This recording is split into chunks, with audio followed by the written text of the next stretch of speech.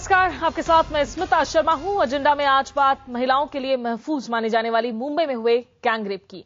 दिल्ली में बीते साल दिसंबर में हुए गैंगरेप कांड की तर्ज पर ही एक लड़की के साथ 5 लोगों ने बलात्कार किया।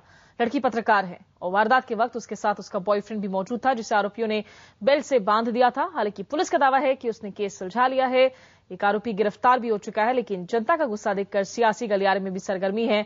बीजेपी ने इस मामले को संसद में भी उठाया। फिलहाल इस कांड पर विरोध प्रदर्शनों का सिलसिला जारी है। सवाल है कि महिलाओं के लिए आखिर क्यों असुरक्षित होती जा रही है मुंबई।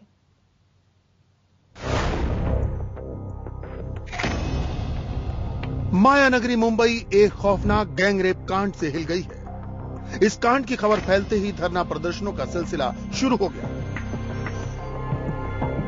कांड की गूंज दिल्ली तक भी पहुंची। देश की आर्थिक राजधानी में असुरक्षित होती जा रही महिलाओं का मामला उठा और राज्य सरकार निशाने पर थी। बीजेपी की राज्यसभा सदस्य स्मृति ईरानी ने बड़ी शिद्दत से मामला उठाया। सरकार के जो नुमाइंदे हैं, आज देश की जनता को उनसे पूछना चाहिए कि अगर ये से प्रावधान नहीं हो रहे हैं तो आप क्या कर रहे हैं ताकि इंसाफ जल्दी मिले। बाद में खुद गृह मंत्री सुशील कुमार शिंदे ने बताया कि उन्होंने खुद पुलिस कमिश्नर तक से बात की है। शिंदे का कहना था कि वो पूरे मामले पर खुद नजर रखे हुए हैं। मैंने कमिश्नर ऑफ पुलिस से बात की है, पूरा इन्वेस्टिगेशन कर रहे हैं। एक एक्यूज्ड को उन्होंने कस्टडी में ले लिया है, बाकी प्रोग्रेस में है। लेकिन मुंबई में हुए बलात्कार का मामला जोर शोर से उठा रही बीजेपी आसाराम यौन शोषण मामले में लाजवाब है। आसाराम पर एक नाबालिग लड़की के यौन शोषण का आरोप है। लड़की मजिस्ट्रेट के सामने बयान दे चुकी है। मेडिकल जांच में आरोप की पुष्टि हो चुकी है, लेकिन बीजेपी नेता उमा भारती ने खुल्लम खुल्ला आसाराम को क्लीन चिट दे दी। IBN7 ने इस दोहरे रवैये पर बीजेपी को घेरा तो बार बार पूछने के बावजूद पार्टी के पास कोई ठोस जवाब नहीं था। साध्वी उमाश्री भारती जी ने अपने बयान का पूरी तरह स्पष्टीकरण दे दिया।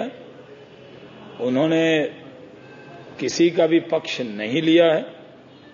जो सजा हो, कानून अपना काम करे और सच्चाई सामने आए, यही भारतीय जनता पार्टी का स्टैंड है। कानून अपना काम करे और सच्चाई सामने आए, यही भारतीय जनता पार्टी का स्टैंड है। अहम सवाल यह है कि क्या बलात्कार जैसे संगीन मामलों में भी वोट बैंक का नफा नुकसान देखा जाएगा? अगर एक मामले में कार्रवाई कुछ और, दूसरे मामले में कुछ और होगी तो कड़ा कानून किस काम का? Bureau report IBN7। जी, और इस मसले पर एजेंडा के 5 सवाल है। महिलाओं के खिलाफ मुंबई में आखिर क्यों बढ़ रहे हैं अपराध? ये पहली ऐसी वारदात नहीं, आपको बता दें, लगातार ऐसे मामले सामने आए हैं। क्या महिलाओं के प्रति बदल रहा है मुंबई का नजरिया? लोकल ट्रेनों में भी इस तरह के रेप के मामले सामने आ रहे हैं। क्या मुंबई पुलिस महिला सुरक्षा को लेकर सतर्क नहीं है? बड़ा सवाल यह भी कि कड़े कानून के बाद भी आखिर क्यों नहीं रुक रहा बलात्कार, क्योंकि ये सिर्फ मुंबई तक ही सीमित नहीं है। दिल्ली की हमने बात देखी थी दिसंबर में, दूसरे शहरों की भी बात देख रहे हैं। और मुंबई मामले पर शोर मचा रही बीजेपी आसाराम मामले पर आखिर चुप क्यों है? क्योंकि कहीं ना कहीं आप जब एक मानसिकता को सही बताते हैं तो उससे और ज्यादा शायद दूसरे लोगों का जो दुस्साहस है वो बढ़ता है। जाहिर है मुंबई गैंगरेप कांड ने एक बार फिर से महिलाओं की सुरक्षा पर सवाल खड़े कर दिए हैं। साफ है कि कड़े कानून बनाने से ही अपराध नहीं रुकने वाले हैं, बगैर भेदभाव कड़ाई से लागू हो कानून। और इसी मुद्दे पर बात करने के लिए हमारे साथ हैं बीजेपी की नेता स्मृति ईरानी, साथ ही कांग्रेस की प्रियंका चतुर्वेदी, शिवसेना की नीलम गोरे भी मुंबई से आगे हमारे साथ जुड़ेंगी। साथ ही महिला अधिकारों पर और तमाम मुद्दों पर कॉलमनिस्ट भी हैं और आवाज उठाती रही अभिनेत्री पूजा बेदी मुंबई से हमारे साथ जुड़ चुकी हैं। स्टूडियो में मेरे साथ मौजूद हैं सामाजिक कार्यकर्ता नीलम कटारा। सबसे पहले पूजा, अगर आपसे मैं पूछूं, आपका शहर है जिसमें आप सालों से आप देखते आई हैं, उसको क्या आपको लग रहा है कि मुंबई का जो नजरिया है आज, क्या वो बदल रहा है महिलाओं को लेकर? देखिए, जब से मैं छोटी थी, मैं 16 साल की थी, मैं मिनी स्कर्ट्स पहन के 2 बजे सुबह के टाइम रास्ते पे चलती थी। मैंने कभी खतरा महसूस नहीं किया है। We have always said Bombay is such a safe city. At any time of night, you can go out there, you can socialize, you can walk on the street. We've never really bothered about our safety. Yes, बहुत सारे incidents हैं around the country जब हम देख रहे हैं dramatic brutal cases जो हम देख रहे हैं, जैसे कि निर्भया केस जहां पे लोग पकड़े गए हैं, लेकिन पकड़ने के बावजूद सेंटेंसिंग नहीं हुई है अब तक। You kind of lose faith in the system. फिर जब हमारे शहर में ये सारे atrocities होने लगते हैं, gang rapes are starting, attacks on women बढ़ते जा रहे हैं, it almost seems like the law machinery is not in place. क्योंकि अगर law machinery swiftly इन culprits को पकड़ ले, उसके बाद अगर जुडिशियल सिस्टम स्विफ्टली उनको सजा दे और मोस्ट इंपॉर्टेंटली इतनी कड़ी सजा दे ताकि एक एग्जाम्पल बने दूसरों को कि if you want to rape a woman you are going to die, such a strict sentence must be given. यानी कि पूजा, कड़े कानून तो है लेकिन उनको जो है लागू नहीं किया जा रहा है, सजा नहीं दी जा रही है वक्त से। इस मामले को हालांकि संसद में भी आज उठाया गया है, मामले के सियासी पहलुओं पर हम इस बातचीत करने के लिए, लेकिन उसके पहले हम नीलम जी आपसे अगर मैं पूछूं, क्या ये मसला आपको लगता है कि किसी एक शहर तक सीमित है? क्या मुंबई ही है आज की तारीख में जो अब ज्यादा असुरक्षित नजर आ रहा है? सबसे ज्यादा रेप केसेस अगर आंकड़ों की बात करें तो पिछले साल शायद मुंबई में ही दर्ज करवाए गए हैं, या फिर ये भारत की ही मानसिकता की दिक्कत है? नीलम जी मुझसे पूछा क्योंकि दूसरी नीलम जी भी हैं वहाँ। देखिए, ये जो है ये किसी एक विशेष शहर का प्रॉब्लम नहीं है, क्योंकि अब इतना पोरस हो चुका है हमारा कंट्री कि एक जगह से दूसरी जगह लोग जाते हैं। और बॉम्बे में भले ही जैसे पूजा कह रही हैं कि लोग कुछ समय पहले तक बहुत फ्री महसूस करते थे और बहुत सिक्योर महसूस करते थे, मगर अब गांव से इधर से उधर से लोग आ रहे हैं और उनको सडनली इस तरह का जब एक्सपोजर मिलता है और उनको प्रॉपर अच्छी तरह से जो सोशल फैब्रिक है बॉम्बे का उसमें नहीं एसिमुलेट किया जाता है, तो शायद वो अपने आप को पूरी तरह से ढाल नहीं पाते हैं। और जहां तक सवाल है कि सजा देने का, सजा जरूर दे, मगर सजा कुछ भी दे दे उनको, उस लड़की के ऊपर जो प्रभाव पड़ा है वो नहीं खत्म हो सकता, तो प्रिवेंटिव होना है। और मुझे नहीं समझ में आता कि जिस प्रांत की असेंबली में पुलिस वालों को बुला के पीटा जाएगा तो वहां क्या पुलिस का मनोबल रहेगा। नीलम जी, एक थोड़ा सा एक सफाई चाहूंगी कि आपने कहा कि बाहर से भी जो लोग आ रहे हैं शायद उसके सामाजिक फैब्रिक में एक साथ नहीं हो पा रहे हैं, क्या बाहरियों को इस तरीके से इंसिडेंट्स के लिए दोषी देने की बात सही? बाहरियों का मतलब कि जो जिनके अपब्रिंगिंग जो है वो इतनी मॉडर्न और इतनी जहां पर लड़के लड़कियों का मिलना हो वहां नहीं हो, इट कुड बी रूरल जो कंट्री है, रूरल जो विलेजेस हैं अराउंड मुंबई वो भी हो सकती हैं। तो वो लोग जो हैं वो बाहर से आ रहे हैं, काम कर रहे हैं, उनके पास फैमिली नहीं है। मुझे नहीं मालूम अभी ये कहना कि ये लोग कहां से हैं क्या हैं, ये भी बहुत जानना जरूरी है आगे के लिए कि इनकी अपब्रिंगिंग क्या है, इनकी शिक्षा क्या है, और क्या ये शुरू से बंबई में इस तरह से, क्या ये को एजुकेशनल स्कूल के प्रोडक्ट हैं या ये पहली बार लड़कियों के सामने आ रहे हैं? आप कह रही हैं कि हो सकता है कि सोशल डिवाइड्स इसकी वजह से जो है उसकी जिम्मेदारी हो। नीलम गोरे जी, शिवसेना की तरफ से तमाम, नीलम गोरे जी इस वक्त हमारे साथ नहीं है, लेकिन सबसे पहले अगर स्मृति ईरानी जी, आपको क्या लगता है यहां पर इस मामले को जिस तरीके से अब बीजेपी की तरफ से उठाया जा रहा है, क्या सीधे तौर पर इसे सरकार की नाकामी बता देने से, सरकार के इस्तीफे की मांग कर लेने से इस तरह की दिक्कतों से जूझा जा सकता है?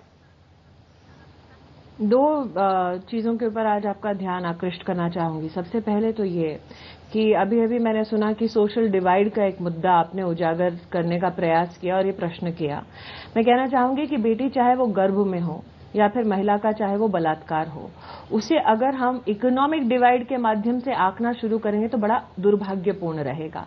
मैं आपके ध्यान में लाना चाहती हूं कि साउथ मुंबई में, जहां पर सबसे नामचीन, सबसे पैसे वाले, सबसे शिक्षित लोग रहते हैं, वहां पर बच्ची का गर्भ में हत्या करना, उसके अगर आप आंकड़े पढ़ें तो फीमेल फीटिसाइड के सबसे ज्यादा आंकड़े आपको साउथ मुंबई में नजर आएंगे।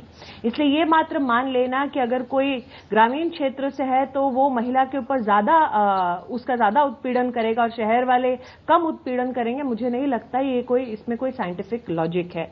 ये मेरी धारणा है। दूसरा, आज मैंने संसद में वही विषय उठाया जो मैं लगातार 2 साल से उठा रही हूं कि क्या सुरक्षा महज तब मिलेगी जब हम कानून पारित करेंगे, या फिर सुरक्षा तब मिलेगी जब हम उस कानून का दृढ़ संकल्प लेकर इम्प्लीमेंट करेंगे। इम्प्लीमेंटेशन के ऊपर मैंने सवाल उठाया, उसका जवाब अभी तक मिला नहीं। सवाल का एक पहलू यह भी था कि 2006 में सुप्रीम कोर्ट के आदेश अनुसार कमिटीज ऑफ सेक्रेटरीज ने एक स्कीम को अप्रूव किया, जिसके मद्देनजर अगर किसी का बलात्कार होता है तो उसे आर्थिक सहायता उसकी रिहैबिलिटेशन के लिए देना चाहिए, ऐसे सुप्रीम कोर्ट का दिशा निर्देश था।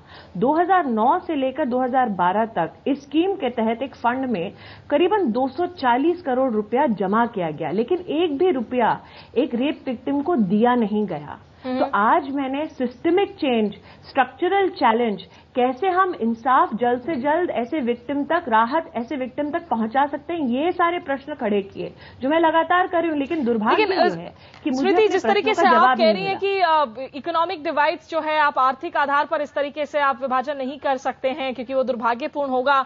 आरएसएस प्रमुख मोहन भागवत ने बयान दिया था पिछले दिनों जब दिल्ली गैंगरेप कांड के बाद में कि भाई रेप्स जो है वो इंडिया में होते हैं, वो भारत में नहीं होते हैं। इस तरह के बयानबाजी की वजह से भी और ज्यादा दुस्साहस करती हूँ। मैं आपको इस बात की ओर आपका ध्यान आकर्षित करना चाहूंगी कि जिस रिपोर्टर ने इसे कट एंड पेस्ट करके प्रस्तुत करने का प्रयास किया था, उसी न्यूज एजेंसी ने फिर सार्वजनिक माफी भी मांगी थी। ये पब्लिक रिकॉर्ड की बात है। लेकिन आज आपके प्लेटफॉर्म में मैं एक बार फिर वो बात दोहरा रही हूं कि जब जब ऐसी घटनाएं हमारे सामने आती हैं, सरकार के नुमाइंदे हों या फिर जितने भी सोशल एक्टिविस्ट हैं जो इस विषय से कहीं ना कहीं कंसर्न रखते हैं या चिंतित होते हैं, वो आवाज उठाते हैं। लेकिन सवाल ये उठता है कि उस आवाज उठाने का, उस प्रश्न के पूछने का क्या हमें उत्तर मिलता है? आपने निर्भया की बात की। दिसंबर में देश एकजुट हो गया था, सड़कों पर आ गया था आंदोलन करने के लिए, अपना आक्रोश व्यक्त करने के लिए। अभी भी निर्भया के केस में क्या इंसाफ हुआ है?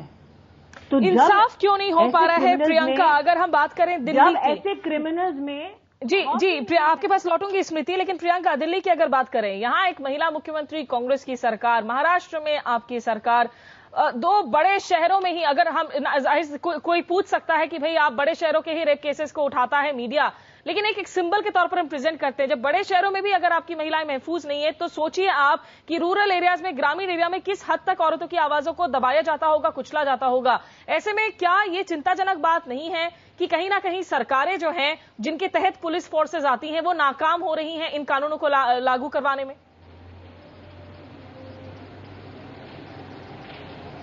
ये तो जिस सरकार, राज्य सरकार में, जिस राज्य में हमने इतने सारे प्रिवेंटिव मेजर्स लिए हैं, जहां के चीफ मिनिस्टर ने कहा है कि सिर्फ एक स्ट्रिक्ट लॉ लाने का से ये घटनाएं नहीं कम होंगी, हमें सोच में बदलाव लाना है, सामाजिक बदलाव लाना है, और वो उसी तरीके से हो सकता है जहां हम औरतों का पार्टिसिपेशन बढ़ाएं, एम्पावरमेंट करें उनका।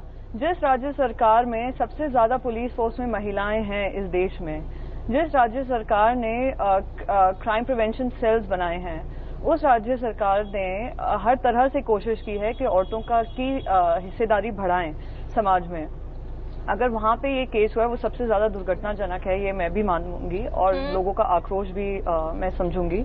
और हम यही चाहेंगे कि जल्द से जल्द, और जैसे आपने देखा कि पुलिस फोर्स बिल्कुल एक्शन में आ गई, 20 ग्रुप्स लगाए थे। प्रियंका, माफी चाहती हूँ, आज के इस पैनल में हम सभी महिलाएं हैं। मुझे लगता है हमें एक ऑनेस्ट डिस्कोर्स की जरूरत है। जिस पत्रकार के साथ रेप कांड हुआ है, वहां मैं भी हो सकती थी, कोई और भी हो सकता था। आप जब कहती हैं कि बहुत प्रिवेंटिव एक्शंस लिए गए हैं, रेप हो जाने के बाद में 20 स्पेशल टीम बना दिया जाता है। रेप के पहले एक शक्ति मिल जैसे इलाके में, लोअर परेल में, क्यों नहीं वहां पुलिस की चौकसी रखी जा रही थी? क्यों उसे नशेड़ियों का अड्डा बनने दिया गया? देखिए, ये राज्य सरकार के ऊपर आप नहीं ब्लेम कर सकते हैं। आप ये भी कहेंगे कि सामाजिक सोच बदलने की जरूरत है। प्रियंका, दो पहलू हैं। मुझे लगता है सामाजिक सोच पर हमें ध्यान देना होगा, लेकिन जो प्राइमरी रिस्पॉन्सिबिलिटी है स्टेट की, उसे आप एब्डिकेट नहीं कर सकते हैं। उस बाबत मैं आपसे सवाल पूछ रही हूँ, और मैं खुद भी महिला हूँ, उसके नाते सवाल पूछ रही हूँ। मैं भी महिला हूं, मैं भी मुंबई की ही पली बड़ी हूं। मैं भी यही कहना चाहूंगी कि स्टेट हर तरह से कोशिश कर रहा है कि महिलाओं के साथ ऐसी दुर्घटनाएं ना हो, और आज मुझे भी उतना ही आक्रोश है जितना आज सारी महिलाओं में है।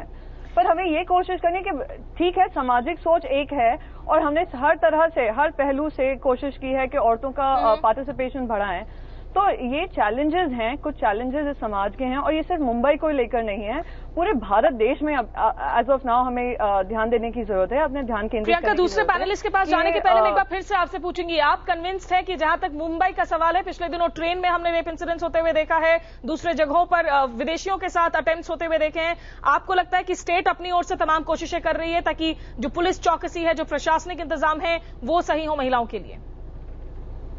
देखिए, राज्य सरकार अपनी तरफ से पूरी कोशिश कर रही है, और कुछ चैलेंजेस हैं जो हमें सबको मिलकर सॉल्व करने हैं। ये एक दिन का सोल्यूशन नहीं है। स्मृति जी, आप कुछ कहना चाह रही हैं? मैं 2-3 बातें कहना चाहूंगी। प्रियंका जी ने आज अपने वक्तव्य में ये कहा कि राज्य की जिम्मेदारी है, अगर क्योंकि वो केंद्र की प्रवक्ता और प्रतिनिधि के रूप में आज आपके चैनल में है और महिलाओं की भागीदारी बढ़ाने की वो बात कर रही हैं, तो मेरा सबसे पहला आग्रह तो ये होगा कि 33% रिजर्वेशन का बिल अभी तक लोकसभा में पारित नहीं हुआ है। आप जाएं, केंद्र के अपने जितने मुखिया हैं, नेतृत्व है आपका, उनको कहें कि अगर वाकई में महिलाओं की भागीदारी बढ़ाना चाहते हैं तो पहले उस बिल को पारित करें। जहां तक कि राज्य की बात है, अक्सर आपने देखा होगा कि जब जब ऐसी घटनाएं घटती हैं तो समाज को हिदायत दी जाती है, समाज के प्रति ये भावना व्यक्त की जाती है कि आप समाज में बदलाव लाइए, माइंडसेट में बदलाव लाइए।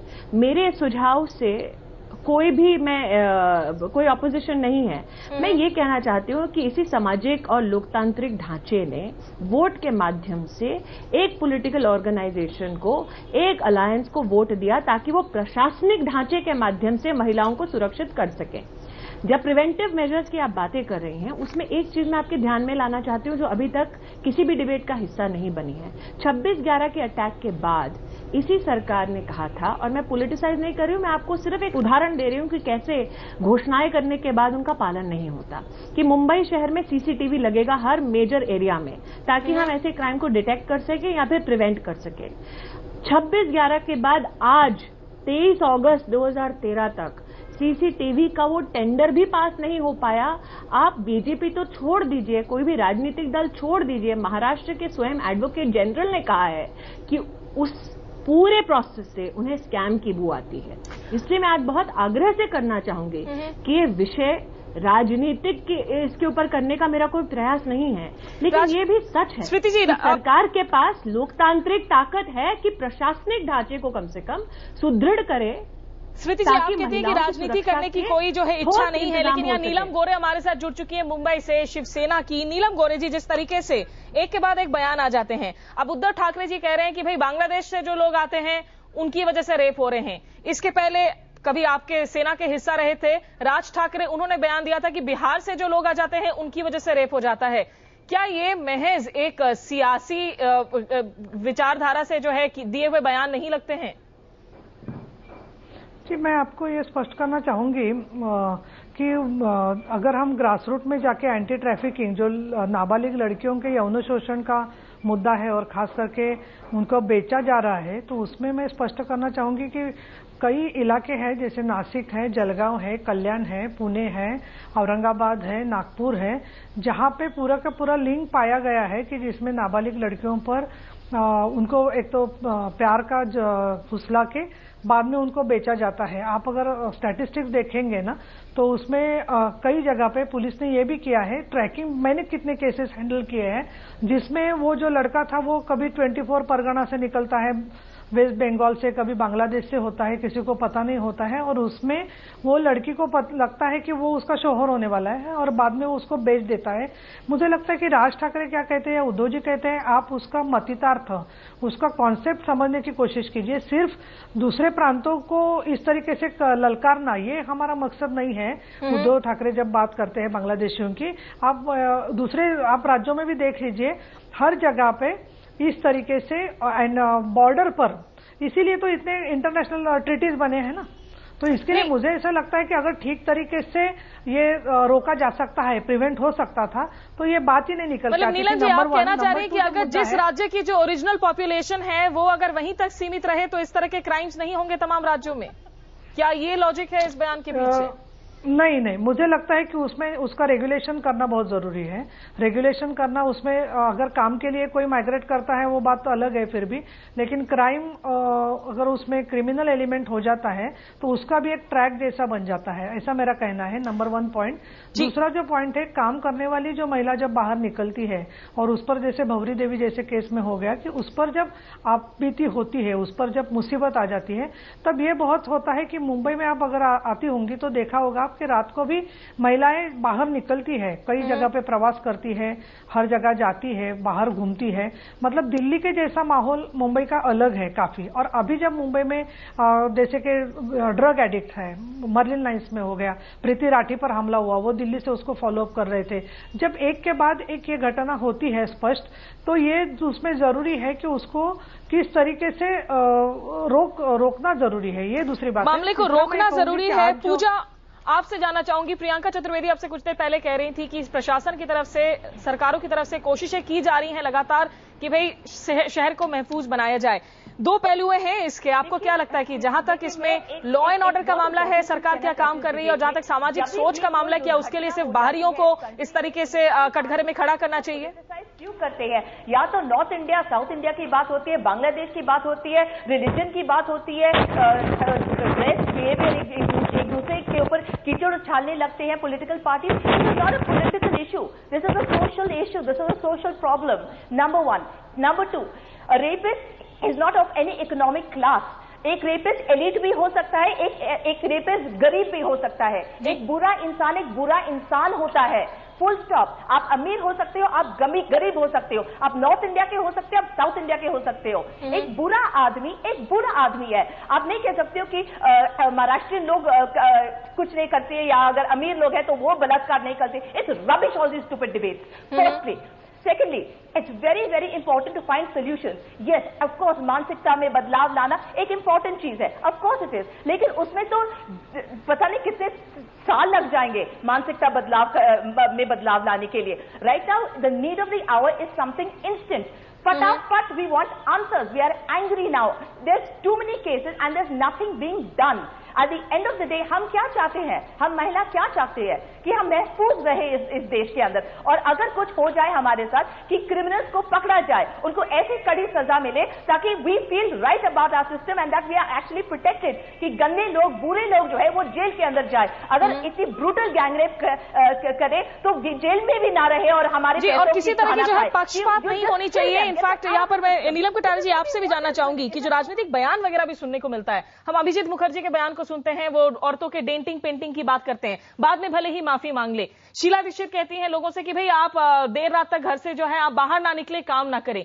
इस तरह की जब मामलों पर राजनीति होती है, राजनीतिक बयान आते हैं, तो कितना ज्यादा और नुकसान होता है ऐसे मामलों में। बिल्कुल, क्योंकि हमेशा एडवाइस जो है वो नारियों को दिया जाता है, लड़कियों को दिया जाता है। इनफैक्ट ये तक भी कह दिया जाता है कि ये जो काम पे जाएं तो इनके संग कोई जाए तो लोग नौकरी पे रखना बंद कर देंगे। अब इसमें मेन चीज ये है कि एक तो ये है कि ये मैक्रो इशू जो देखिए कि जब तक आप अपने पार्लियामेंट और असेंबलीज में ये रूल तक तो लागू कर नहीं पा रहे हैं कि हीनियस क्राइम्स करने वाले, जिसमें रेप भी है, उनको ना इलेक्शन लड़ने दिया जाए, और अगर वो इलेक्टेड हैं तो जब तक वो अपने आप को इनोसेंट नहीं प्रूव कर ले उनको वहां से हटा दिया जाए। इतना बड़ा कानून नहीं ला पा रहे हैं तो कैसे मैसेज जाएगा सोसाइटी में। दूसरी बात यह है कि पुलिस रिफॉर्म्स बहुत जरूरी है। एक तो मुझे नहीं मालूम मुंबई में कितने हैं 10 लाख इंसानों के ऊपर पुलिस वाले, क्योंकि इंडिया का रिकॉर्ड जो है वो यूएन के रिक्वायर्ड से बहुत कम है और मुंबई का भी कम होगा, इसलिए पेट्रोलिंग नहीं होती। उसके बाद जब पुलिस रिफॉर्म्स की बात आती है, महाराष्ट्र ने जाके कहा सुप्रीम कोर्ट से कि हमें पुलिस रिफॉर्म नहीं चाहिए क्योंकि हमारी स्टेट के संग इंटरफेरेंस है। उसका मतलब वो नहीं चाहते कि इन्वेस्टिगेटिव एजेंसी और लॉ एंड ऑर्डर जो ड्यूटीज हैं पुलिस की वो अलग की जाएं। तो जब तक इलेक्टोरल रिफॉर्म्स नहीं आएगा, जब तक सही लोग नहीं जाएंगे, तो ये संसद में अगर घड़ियाली आंसू सिर्फ बहाए जाएंगे इससे कोई फायदा नहीं है। यानी कि जो है महज जो है बयानबाजी करने से नहीं होगा, और बयानबाजी भी खास करके तब जब दोषियों को कहीं ना कहीं बचने का मौका दिया जाए। आसाराम के हम मामले को उठाएंगे, ब्रेक के बाद में जानेंगे कि आखिरकार बीजेपी क्यों आसाराम के समर्थन में खड़ी नजर आ रही है, क्योंकि वो एक धर्माचार्य है। ऐसी बातें क्यों कह दी जाती हैं उनके नेताओं की तरफ से? क्या इससे निश्चित रूप से देश में एक दुस्साहस का जो माहौल है उसको और ज्यादा कहीं हवा नहीं मिलती? ये सवाल